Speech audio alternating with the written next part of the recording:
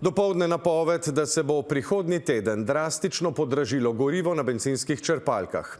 8 ur kasneje pa takole, na bencinskih servisih table z napisi o omejevanju količine natočenega goriva, zmanjševanje točilnih mest in domnevno celo zapiranje celotnih bencinskih servisov.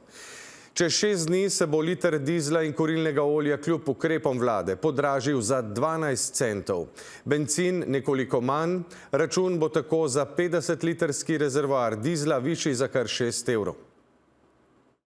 Danes, če upoštevamo še današnji dan, je to 6 dni do torka, do spremembe cen, da na nek način ljudem vnaprej povemo, kaj se bo zgodilo in da tudi preprečimo paniko in da dvigi ne bodo taki, kot bi tisti izračuni, ki običajno pridejo v javnost v petkih bili.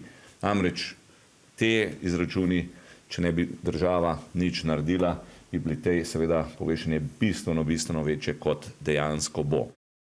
No in kakšne bi bile cene brez vladnih posegov in kaj se po opozorilih kmetijske zbornice, da kmetje ravno v času največjih kmetijskih del ostajajo brez goriva, dogaja z dobavo kurilnega olja? Rebeka Tomadus. Namesto prihodnji teden je vlada o cenah goriva spregovorila že danes. Verjamemo v to, da bo 6 dni dovolj časa, da vsi pridemo do goriva. Liter kurilnega olja in dizla bo dražji za 12 centov, bencin malo manj, v praksi pa to pomeni, da boste vozniki dizla za svoj 50-litrski rezervoar od torka odšteli okoli 6 evrov več. Trošarina bo znižana na najnižjo možno raven, hkrati pa bomo z začasnimi in izrednim ukrepom omilili tudi vpliv CO2 dajatve. Brez tega bi cene še bolj poletele v nebo, dodaja minister. Dizel in kurilno olje bi se podražile za 26 centov, kar pomeni, da bi račun za povprečen dizelski avtomobil znašal skoraj 90 evrov. Višja cena energije pomeni tudi vedno višjo ceno ostalega repromateriala, gnojila.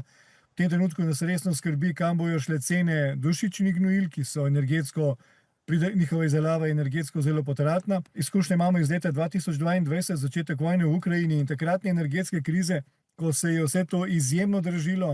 Kmetje ob še višjih cenah goriva pričakujejo pomoč države, poudarja Podgoršek in dodaja, da so se razmere pri kurilnem olju začasno umirile. Bojo na 70 mestih bila vstopne točke, kjer bo lahko kmetje, to je tudi njihov predlog, bi lahko dobili kurilno olje. Kar se tiče kurilnega olja in nafte in naftnih derivatov, ni problem v količinah, ki jih ta moment Slovenija potrebuje. Problem je to, da smo relativno zelo konkurenčni glede na druge države in je pritisk tudi seveda iz sosedov neizmerno velik. Po neuradnih informacijah, ki jih imamo, je Petrol sprejel to našo pobudo in naj bi že zagotavljal tudi danes zjutraj smo še govorili z enim od direktorjev logistike v Petrolu, naj bi bistveno povečali dobavo tega kurilnega olja. Zalog vsega je v skladiščih dovolj, miri Kumer, a logistika črpalk ne uspe polniti dovolj hitro,